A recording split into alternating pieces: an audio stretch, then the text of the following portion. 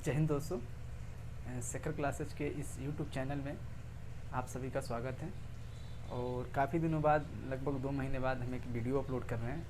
और इस वीडियो में हम कुछ टॉपिक को नहीं पढ़ाएंगे जो हम लोग पढ़ रहे हैं, जैसे टीजीटी, पीजीटी, केबीएस, एनबीएस का जो भी सिलेबस हो, उस सिलेबस के अनुसार जब हम पढ़ते हैं तो पता चलता है कि पढ़ने के बाद कई ऐसे प्रश्न हो जो हमारे प्रश्न आते हैं जैसे एग्ज़ाम में, तो ऐसे प्रश्न होते हैं जो आउट ऑफ सिलेबस हो जाते हैं, क्योंकि हम सिलेबस आयोग के द्वारा निर्धारित पढ़ते हैं कि सिलेबस आयोग ने क्या बनाया, उसके अनुसार अपनी स्टडी कंप्लीट कर लेते हैं। जैसे माना कि टीजीटी आर्ट की चाहे पीजीटी आर्ट की अगर हम तैयारी कर रहे हैं तो उसका सिलेबस आयोग के द्वारा एक बहुत छोटा सा है, जिसको अगर आराम से आप पढ़ेंगे तो 45 से 60 दिन में कंप्लीट हो जाएगा। और पढ़ने के बाद होता है कि सस्पेंस, पहली बात है कि पढ़ने के बाद भी सस्पेंस, बुक कौन सा चूज करें, किस बुक से पढ़ें, उसके बाद से भी हमको सस्पेंस।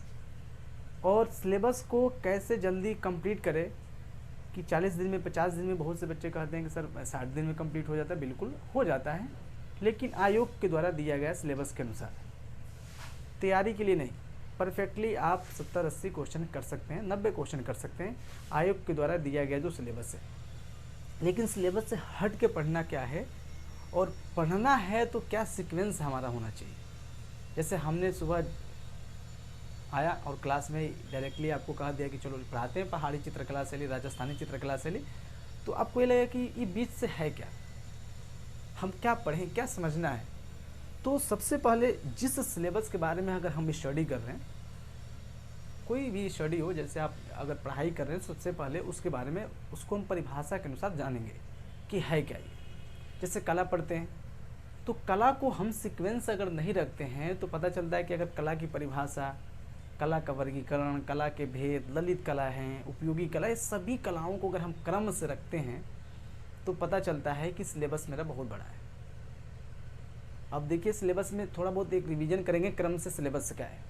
सिलेबस में सबसे पहले देखा जाए तो मुख्य तौर से कला क्या है, कला की परिभाषा क्या है, और कला के तत्व है, कला के सिद्धांत है, कला के अंग है, वहीं चित्रकला के अंग। उसके बाद से आते हैं हम, उसके बाद से स्टार्ट जो होता है प्रागैतिहासिक काल है।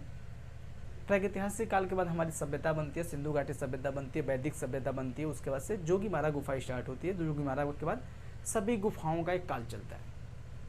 गुफाओं के काल के बाद देखा जाए तो शीतल वासल, जब गुफाओं, वहाँ की भित्ति चित्रकला परिपाटी जो राजनीतिक उथल पुथल के कारण एक अपना स्तर खो रही थी, उसी समय बंगाल में एक शैली जन्म लेती है। चाहे उस शैली का जन्म होता है, चाहे उत्पत्ति होती है पाल शासकों द्वारा।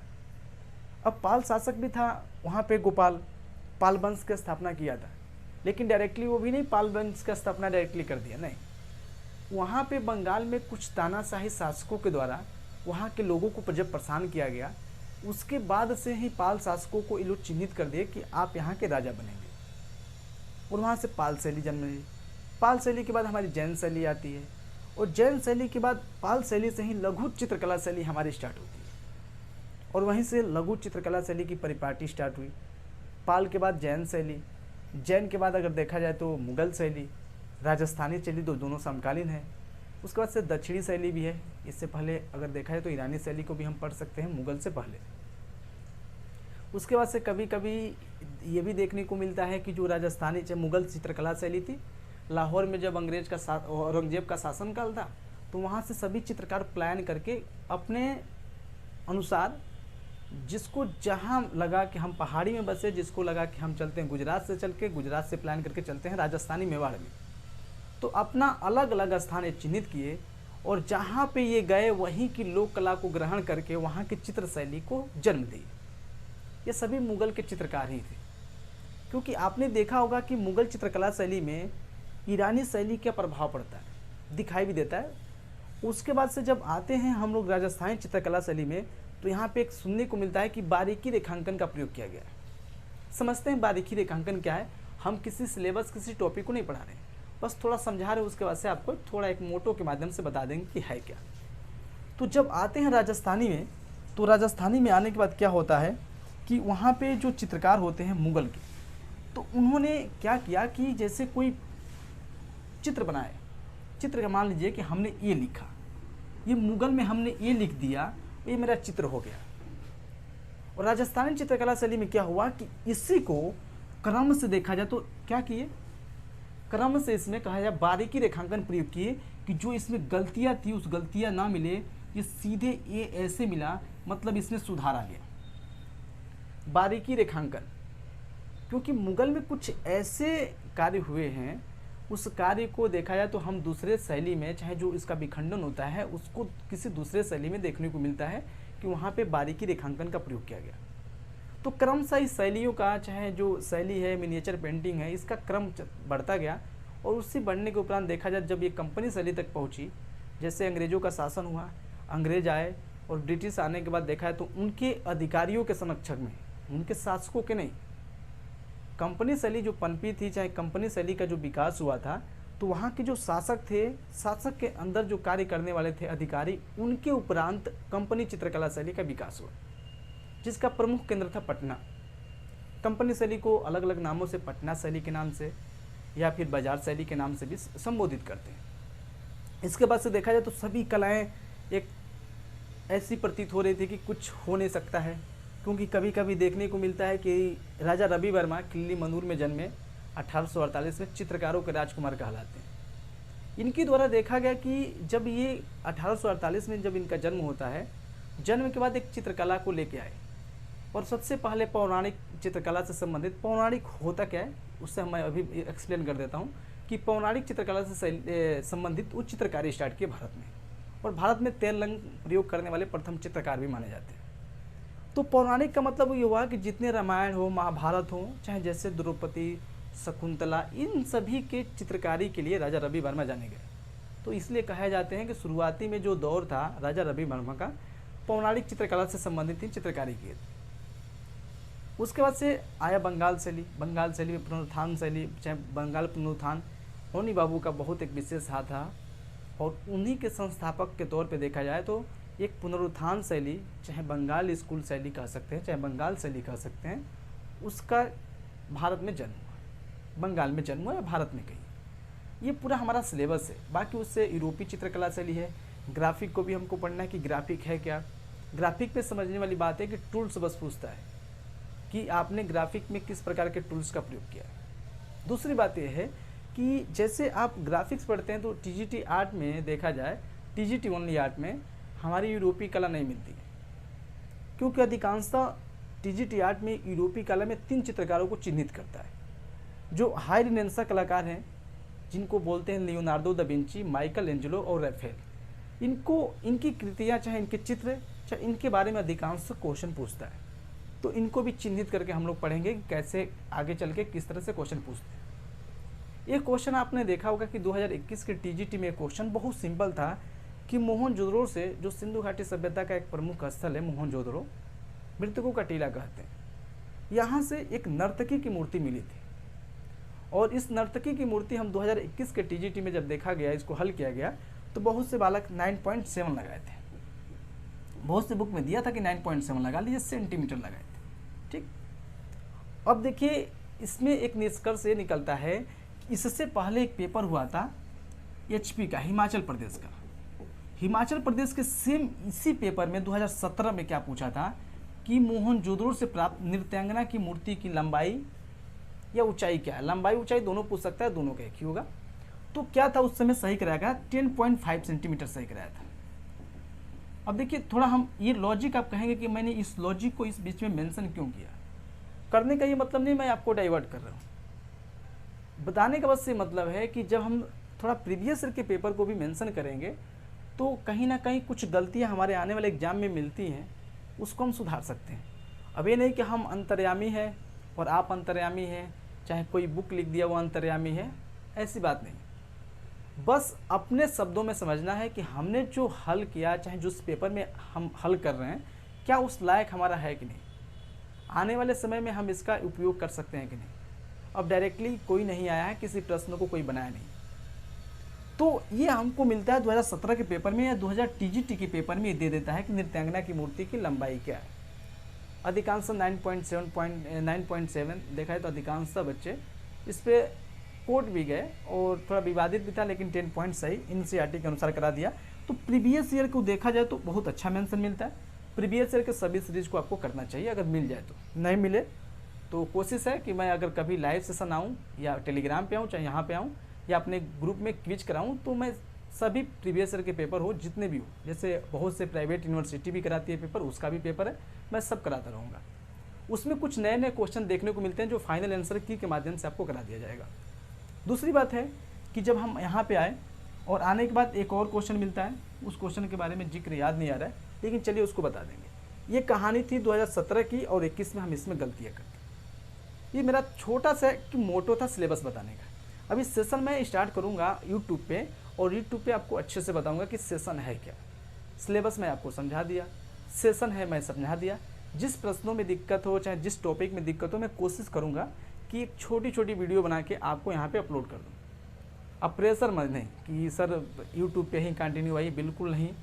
आएंगे तो आपका सेशन सुबह में मैं सोच रहा हूँ कि एक सेशन यूट्यूब पे ही लो अगर फ्री टाइम मिलता है तो।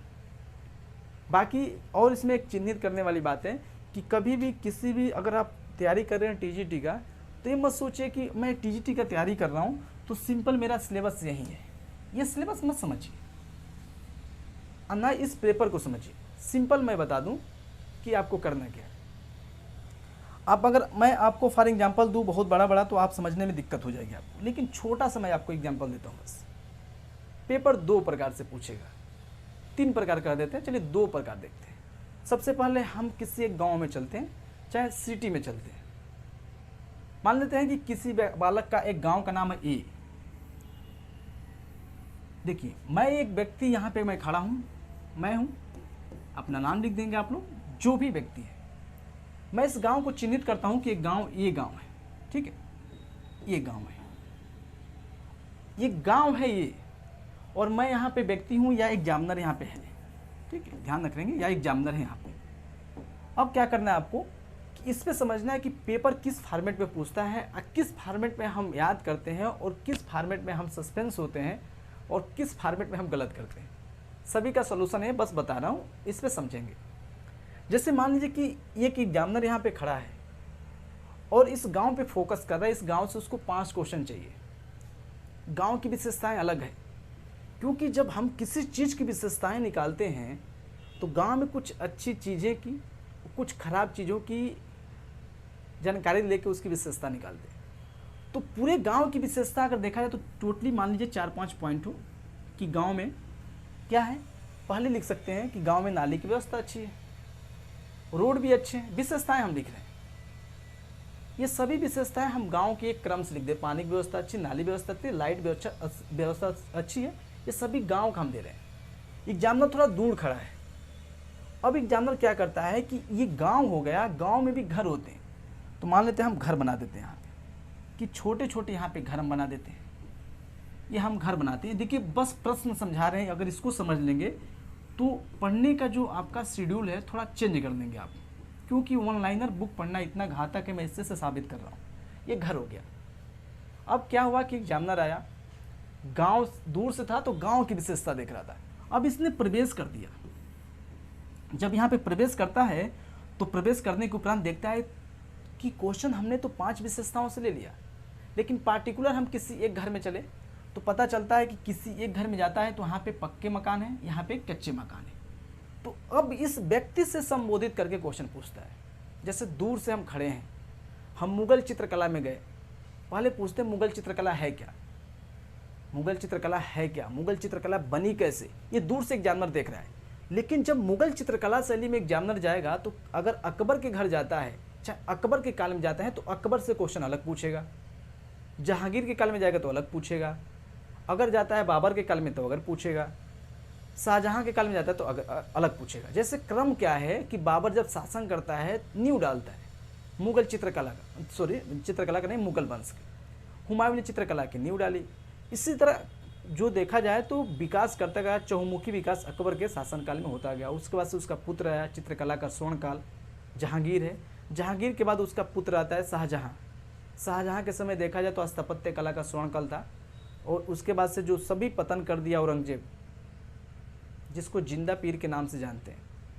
तो अगर हम दूर से उसको देखते हैं तो मुगल चित्रकला शैली अलग है अगर उसमें हम प्रवेश करके देखते हैं कि कैसे क्वेश्चन पूछता है, तो मुगल चित्रकला शैली अलग है। तो दोनों फॉर्मेटिव क्वेश्चन याद करना है। अब ये नहीं कि दूर से एग्जामिनर देख लिया कि हमारे पास ये क्वेश्चन है, तो हो सकता है किसी मुगल चित्रकला शैली में गया हो, किसी पार्टिकुलर किसी शासक के बारे में पूछा हो। तो इस तरह के क्वेश्चन आपको याद रखने हैं। क्वेश्चन याद रखने से पहले ध्यान रखेंगे ऑप्शन में क्या करता है कि प्रीवियस ईयर में किसी, जैसे कोई एक बुक है, प्रीवियस ईयर में कुछ क्वेश्चन पूछे, उसको वन लाइनर में लिख दिया। ये नहीं है कि वन लाइनर में जो क्वेश्चन आज पूछ दिया तो अगली बार उसी एग्जाम को, मतलब उसी क्वेश्चन को एग्जाम में पूछेगा। हो सकता है कि उसके जगह पे ऑप्शन चेंज कर दे। अब एक दो ऐसे प्रश्न हैं जिसको विवादित है, मैं यहाँ पे नाम नहीं लूँगा, नहीं तो फिर आप ऐसे कहेंगे कि सर ये विवादित प्रश्न है। लेकिन विवादित प्रश्नों को हल किया गया है, उसको बताया गया है सभी विवादित क्वेश्चनों को, और उसको एथेंटिक प्रूफ के तौर पे बताया गया है कि कौन से विवादित क्वेश्चन है, क्या इसको सही माना है, क्या आपको एग्जाम में सही करना है। लेकिन इस प्लेटफॉर्म पे हम बताएंगे तो अजीब से अजीब, जैसे कोई टीचर है, कोई स्टूडेंट है, उनको लगेगा कि मैं गलत बता रहा हूँ, तो उसको हम प्रेजेंटेशन यहाँ पे करेंगे। लेकिन आने वाले समय में थोड़ा बहुत हम लोग इस पर और वर्क अच्छा कर लें तो मैं आपको प्रूफ के साथ उसको दिखा दूँ इसी एप्लीकेशन, सॉरी यूट्यूब चैनल पे। बाकी तो हमारे जो ग्रुप के बच्चे हैं, चाहे हमारे क्लास के बच्चे हैं, उनको सभी प्रूफ कर दिया गया है। और रही बात ये कि बस इतना, एक छोटी सी कहानी मत समझिए, एक छोटा सा सिलेबस के बारे में हमने चर्चा किया, और चर्चाओं के तौर पे बस मैंने आज इतना ही बताऊंगा। और अगली बार अगर जो मेरी क्लास होगी किसी प्रश्न उत्तरीय को लेके, या किसी शैली के माध्यम से, चाहे किसी चित्रकार के माध्यम से, किसी ग्रुप के माध्यम से, मैं एक छोटा सा लेक्चर आपको अपलोड कर दूँगा। तो आज के लिए बस इतना ही, और सभी को शेखर क्लासेज में बने रहने के लिए बहुत बहुत धन्यवाद। आपको प्रश्नों की सीरीज बहुत जल्दी यूट्यूब पे हम ऑनलाइन कराएंगे। जो ही मुझे टाइम से थोड़ा व्यस्तता है, अगर टाइम से मुझे टाइम मिलता है या टाइम से पहले मैं फ्री होता हूँ, तो आपका जो सेशन है, जो मैं बोला था यूट्यूब पे 40-50 क्वेश्चन पर डे कराऊंगा, और उसका जो प्रीवियस ईयर हो या फिर बुक से हो, किसी लाइनर बुक की बात नहीं कर रहे हैं, बुक की हो, जो बुक आयोग मानती है, उसी बुक के माध्यम से कुछ प्रश्नोत्तरी मैं आपके सामने बताऊंगा। लेकिन 40 बताऊंगा, और 40 में एक ऊर्जा मुक्त, क्योंकि आपने टेलीग्राम पे सुना होगा वाइस सेशन मेरा, तो मैं ये नहीं कि मैं यहाँ पे बता दिया तो उसको छोड़ दिया, उसकी पूरी कहानी आपको बताने के तौर पे ही 40 क्वेश्चन मैं हल कराऊंगा। बहुत जल्दी मैं अब सेशन लेके स्टार्ट करूँगा, लेकिन अभी थोड़ी व्यस्तता है, बहुत ज़्यादा दिन हो गया मैं वीडियो अपलोड नहीं कर पाया, और बच्चे भी ऐसे परेशान हैं, तो मैं वीडियो बहुत जल्दी अपलोड करता रहूँगा, और बहुत जल्दी मैं लाइव आ रहा हूँ यूट्यूब पे। आप सभी का जितना अगर सहयोग मिले, या फिर आप चाहते हैं पढ़ना, तो बेफिक्र चैनल पे जुड़े रहिए, चाहे हमारे यूट्यूब चैनल पे जुड़े रहिए, या फिर टेलीग्राम ग्रुप पे, या मेरा एप्लीकेशन है शेखर क्लासेज 8 के नाम से है, जो प्ले स्टोर पे उपलब्ध है, आप लोग उसे डाउनलोड भी कर सकते हैं। उसमें क्वेश्चनों की सीरीज भरी पड़ी है, क्विज के माध्यम से जितने भी प्रीवियस ईयर के पेपर का सभी उसमें टेलीग्राम पे करा दिया गया, अभी हो भी रहा है, रिवीजन के तौर पे कराया जा रहा है। जितना भी है सभी प्रीवियस ईयर के पेपर को, चाहे जितने भी मेंशन किया गया है, कुछ क्वेश्चन है, सभी को टेलीग्राम पे ऐसे कराया जा रहा है। बाकी हम सभी प्रश्नोत्तरी को अगर इस पर टाइप हो जाता है तो मैं आके आपको लाइव सेशन में सभी कंप्लीट करा दूंगा। तो आज के सेशन के लिए बस इतना ही, और कमेंट बॉक्स में बताइए कि क्या मैंने कुछ यहाँ पे अगर आपको गलत लगा हो, कि मैं कुछ गलत एक्सप्लेन किया हो, कुछ सिलेबस में मैं छोड़ा हूँ, या कुछ सिलेबस बताने में मुझसे मिस्टेक हुआ, तो आप उसे कमेंट बॉक्स में बता सकते हैं। तो आज के लिए बस इतना ही, सभी को बाय और टेक केयर, मिलते हैं अगले सेशन में।